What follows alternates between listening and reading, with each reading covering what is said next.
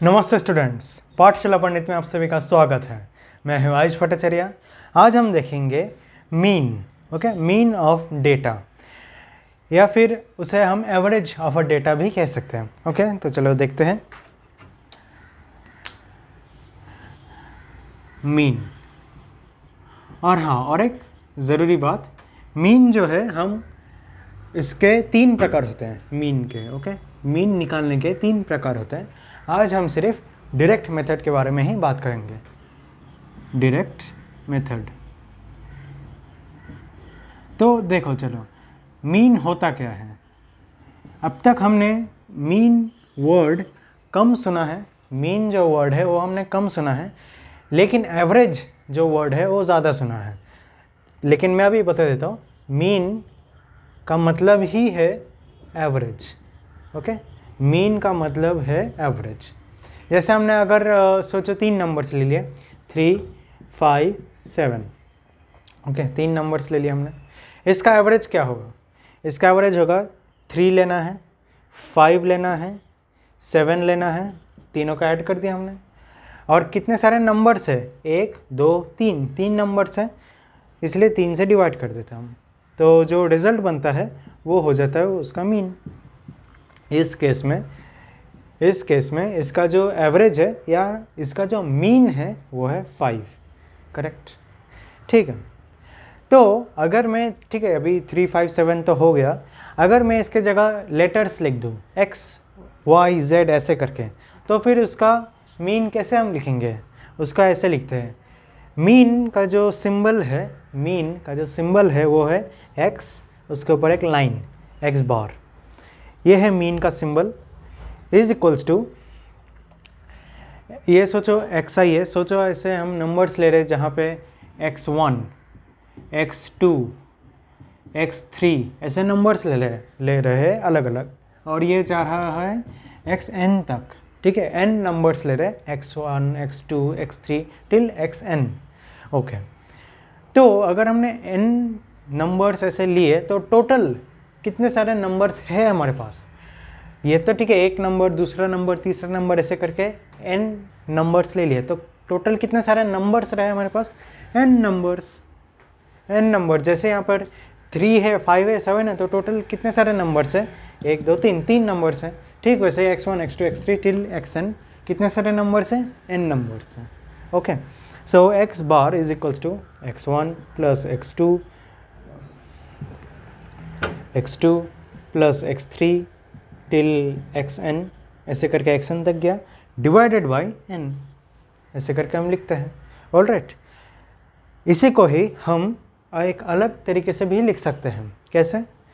x bar is equals to summation. ठीक है, ये भी शायद पहली बार देख रहे होंगे ये जो सिंबल है, लेकिन याद रखना इस सिंबल को कहते हैं समेशन। ऐसे करके लिखते हैं, it is called summation symbol. Summation symbol का मतलब क्या है कि जितने सारे नंबर्स है, अभी हम इतना लिख रहे हैं ना, x1 plus x2 plus x3, इतना लिखने की ज़रूरत ही नहीं है अगर हमने सिर्फ इतना ही लिख दिया तो। इसके बाद लिखा जाता है xi। i जो है वो 1 से लेकर n तक जाएगा। Divided by n। तो इसका मतलब क्या हुआ? यही चीज़ मैं इधर लिख रहा हूँ, xi। ठीक है, i इक्वल टू 1, मतलब यहाँ से शुरुआत होगी और ख़त्म कहाँ होगा? n तक। मतलब xi हुआ, i के जगह पे 1 डाल दो, प्लस नेक्स्ट जाएगा 2 के पास, 2 डाल दो, नेक्स्ट जाएगा 3 के पास, i 3 के पास जाएगा तो 3 डाल दो। ऐसे करके जाते कहाँ पे ख़त्म होगा? n पे ख़त्म होगा, विच इज़ xn। इसका मतलब ये है। तो और वो डिवाइड कर दिया हमने n से, क्योंकि एवरेज तो वैसे ही निकलता है। तो ये है एवरेज या मीन का फॉर्मूला। ठीक है, बहुत अच्छी बात है। लेकिन बात ये है कि ये छोटे छोटे नंबर्स के लिए तो ठीक है, छोटे छोटे नंबर्स के लिए चल जाता है। लेकिन सोचो ऐसे हमने 50 ऐसे अलग अलग नंबर्स ले लिए, 50 नंबर जहाँ पे ऐसे नंबर्स दिए 173, 271, 303 ऐसे नंबर्स, तो इन्हें ऐड करना, ऐसे 50 अलग नंबर्स को ऐड करना, फिर डिवाइड करना 50 से, टफ हो जाता है। ओके, टफ हो जाता है। इसीलिए हमने एक अलग मेथड चुना है ताकि ये सब जो कैलकुलेशंस है बहुत इजीली हो जाए। ओके, और उसे कहते हैं डायरेक्ट मेथड। और भी है डायरेक्ट मेथड, फिर एज्यूम्ड मीन, और भी है, पर आज के लिए हम डायरेक्ट मेथड देखते हैं। तो इसे इरेज कर देता हूँ मैं। याद रखना मीन का जो फॉर्मूला है वो ये था, summation of all numbers divided by the number of numbers. ठीक है,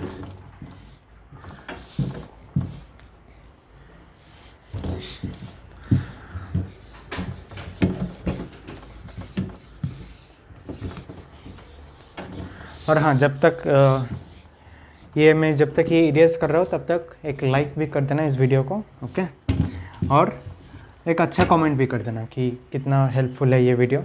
ओके, तो चलो अभी देखते हैं डायरेक्ट मेथड में एक एग्जांपल ही ले लेते हैं। ओके, एग्जांपल आपको स्क्रीन पर दिख रहा होगा अभी।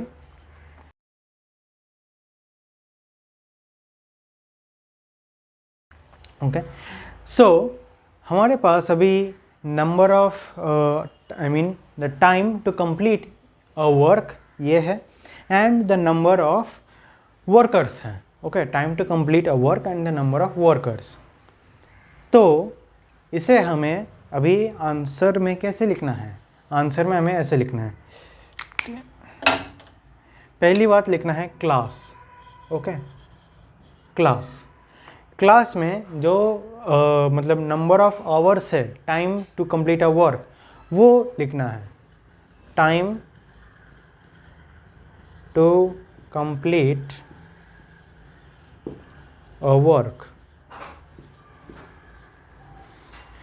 इसमें सारे रेंजेस दिए गए हैं, जैसे 15 to 19, 15 to 19, then 20 to 24, 20 to 24, then 25 to 29, and 30 to 34, and final is 35 to 39, 35 to 39। हमने क्या किया गया है, मतलब हर एक इंसान वो कितना मतलब एक काम ख़त्म करने के लिए कितना घंटे लगा रहा है वो हमने पहले नोट कर लिया। ठीक है, नोट कर लिया, फिर हमने उसे एक एक ग्रुप में डाल दिया। हमने इसे एक एक ग्रुप में डाल दिया कि सोचो कोई 16 घंटा काम कर रहा है, कोई 17 घंटे काम कर रहा है, कोई 18 घंटे का काम कर रहा है, वो सब इसी ग्रुप में आ जाएगा। ओके, फिर इस ग्रुप में ऐसे करके हमने डिवाइड कर दिया। ओके, जैसे कोई अगर 20 घंटे का काम कर रहा है तो उसे हम इधर लिखेंगे ऐसे। वे ओके, ठीक है, चलो। तो इसके बाद हमें जो नेक्स्ट लिखना है वो है class mark. Class mark, class mark का मतलब है इन दोनों का बीच में का एक वैल्यू, जैसे 15 to 19 में के बीच में क्या आता है? आता है 17, वो हमें लिखना है 17। ओके, थोड़ा शायद मैंने ऊपर लिख दिया, एक लाइन में लिखता है 15, यस 17। 20 से 24 के बीच में क्या आता है? 22 आता है। 25 to 29 के बीच में क्या आता है? आता है 27। 30 to 34 के बीच में आता है 32। 35 to 39 के बीच में आता है 37। ओके, एंड और एक चीज़ याद रखना, क्लास मार्क को जनरली XI से रिप्रेजेंट किया जाता है। ओके, XI जनरली ऐसे लिखा जाता है क्लास मार्क। ठीक है, ये भी हो गया। अब आता है फ्रीक्वेंसी। अब क्या आता है? अब आता है फ्रीक्वेंसी। तो फ्रीक्वेंसी मतलब है कि इस जो स्लॉट में कितने लोग काम कर रहे हैं। ओके, कितने लोग काम कर रहे हैं, फ्रीक्वेंसी में। और याद रखना फ्रीक्वेंसी को FI से रिप्रेजेंट किया जाता है। F मतलब ये ऐसा है, एक बड़ा सा X और छोटा सा I, एक बड़ा सा F और छोटा सा I, ऐसे करके इसे रिप्रेजेंट किया जाता है। ठीक है, अभी जो क्या लिखा है नंबर ऑफ़ वर्कर्स, वो यहाँ पर आएगा। नंबर ऑफ वर्कर्स, चाहे तो मैं पहले वही लिख देता हूँ, number of workers FI। Okay, तो क्या क्या लिखा है ये भी क्वेश्चन में दिया रहेगा, 10, 15, 12, 8 and 5, 8 and 5, done. And now the last part is class mark into frequency, ठीक है, क्लास मार्क इंटू फ्रीक्वेंसी मतलब XI क्रॉस FI, ये हमें अभी करना है, मतलब हर एक का मल्टीप्लाई करना है और लिखना है यहाँ पर। 170, 22 इंटू 15 इज 15 to 33, 330, 27 इंटू 12, ठीक है, अभी ये मल्टीप्लाई करते जाना है, it is 84, 4, 24, 32, okay. Next is this, it is a 16, 1, 8, 3, 24, 25. Next is this, 7, 5, 35, 3 and 15, 16, 17, 18, ऐसे करके कैलकुलेट कर लिया हमने, ठीक है, ये हमने सब कैलकुलेट कर लिया ऐसे। अब जो करना है वो है total, okay, we have to consider the total. Total यहाँ पर लिख लो, टोटल ऐसे करके एक लाइन बना दो चाहे तो। Total, what is the total? It is, पहली बात तो टोटल किसका करना वो देखो, टोटल हमें इन दोनों का नहीं करना है, ठीक है, इन दोनों को छोड़ दो, इसका करना है FI समेशन ऑफ FI, मतलब इन सभी का समेशन हो गया, ये इन सभी का समेशन हो गया FI। और हर बार ऐसे नीचे ऊपर लिखने की ज़रूरत नहीं है, अगर समझ में आ रहा है कि इन सब का समेशन ही करना है तो फिर ऐसे ही, मतलब सिर्फ वो ये वाला कांटे वाला सिंबल देकर FI लिख सकते हो, कोई प्रॉब्लम नहीं है उसमें। तो इनका समेशन क्या होगा अभी देखो, 20, 30, 45, 45 एंड 50, इज इट 50? चेक कर लेते एक बार, करेक्ट, इट इज़ 50। एंड अभी इसका भी समेशन करना है, इसका भी समेशन करना है, XI FI, ये जो XI FI है उसका समेशन करना है, तो करते हैं इसका समेशन। 6 + 10, 5, 1, 9, 9, 14, 16, 19, 26, 2, so 3, 6, 9, 12, 1, 2, 6, 5, okay, 1, 2, 6, 5। तो अभी हमने ये सारे डेटा तो निकाल लिए, ओके, ये सारे हमने डेटा यहाँ पर निकाल लिए। अभी हमें मीन जो फाइनल स्टेप है वो निकाल देना है। तो मीन आता है ऐसे, x बार, ये याद रखना, ये जो चीज़ लिख रहा हूँ ये इसके नीचे लिखना है। मीन जो है वो है summation of XI FI divided by summation of FI, okay, summation of FI। और इसलिए जो आंसर आएगा 1265 divided by 50, which will be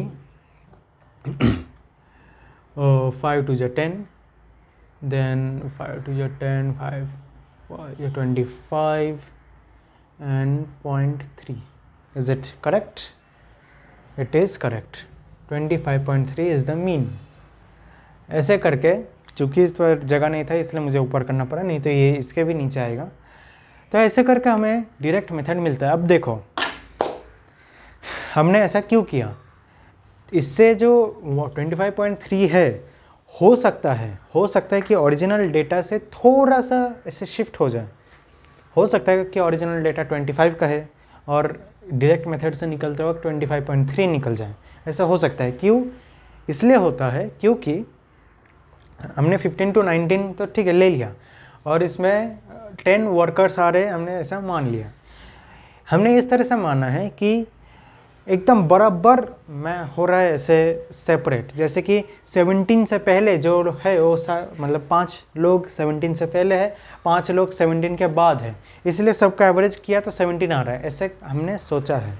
लेकिन हो सकता है ठीक है, कि सबके सब 18 साल के हो, सबके सब अगर 18 साल के हो तो फिर जो यहाँ पर आएगा वो तो 180 आएगा ना, अगर सबके सब 18 साल के हो तो इसका पूरा जो एवरेज है वो 18 ही हो गया। तो वो सब हमें मतलब पॉसिबिलिटीज़ हो सकते हैं, लेकिन चूँकि ऐसा जनरली नहीं होता, प्रैक्टिकली अगर हम देखें तो वैसा नहीं होता, पूरा स्प्रेड आउट रहता है सारे डेटा। इसलिए तभी हम ये डायरेक्ट मेथड यूज़ करते हैं। इससे क्या होता है, कैलकुलेशन फास्ट हो जाता है और एक्यूरेट भी होता है, ठीक है। और थोड़ा सा अगर ऐसे डेविएट हो जाए, मतलब 25 से 25.3 हो जाए तो उतना फ़र्क नहीं पड़ता, ठीक है, चलता है उतना। तो ठीक है, ये एक समझ में आ गया हमें। अब ठीक जैसे मैंने बताया, और एक हम एक एग्जांपल ले लेते हैं, okay.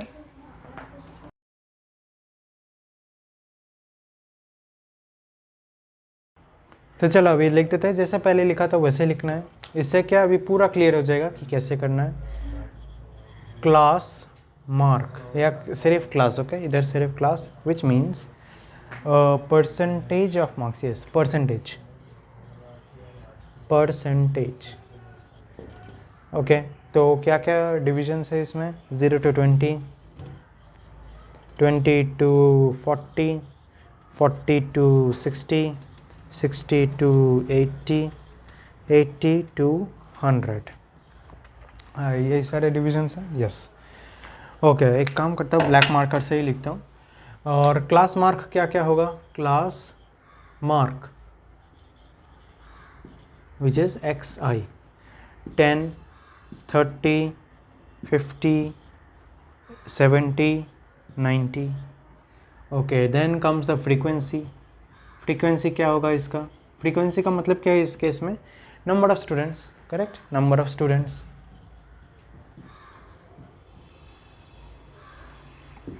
Number of students which means FI, क्या क्या दिया गया है, ये भी क्वेश्चन में दिया रहेगा, 3715 एंड 25, ओके। इसके बाद आता है जो multiplication, class mark multiplied by frequency, class mark multiplied by frequency which means XI FI।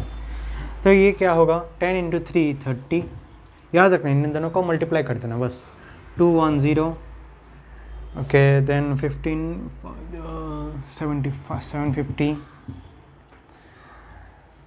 14, okay, हाँ 1400 एंड 450, और इसे अभी हमें ऐड कर देना है।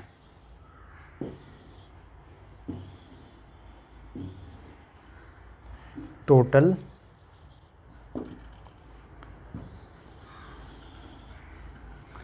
and total is FI which is 10, 30, 50. Here it is 2, okay, एक एक करके करते हैं, 0, ये तो 0 ही होगा, 0, 5, 10, 5, 10, 11, 14, 1, 3, 10, 14, 18, 1, 2, ओके, 2840, ओके। तो हमें मिल चुका है अभी summation of frequency and summation of this XI FI। इसके बाद अभी वेट अ मिनट,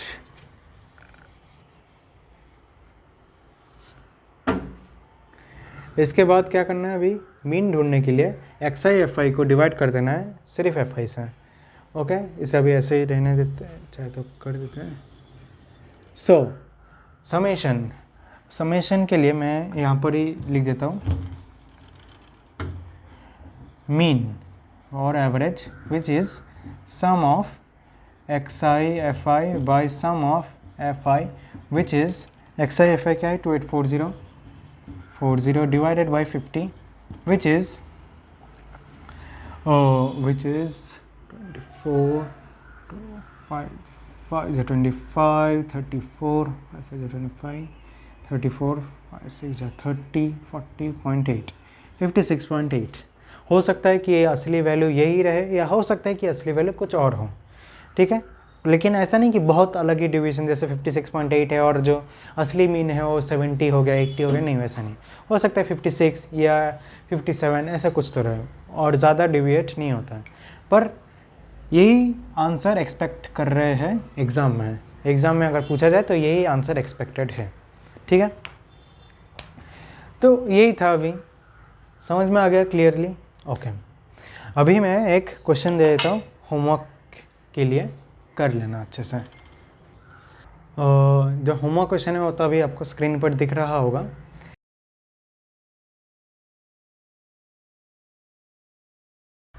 उसका जो आंसर है वो मैं यहाँ पे लिख देता हूँ।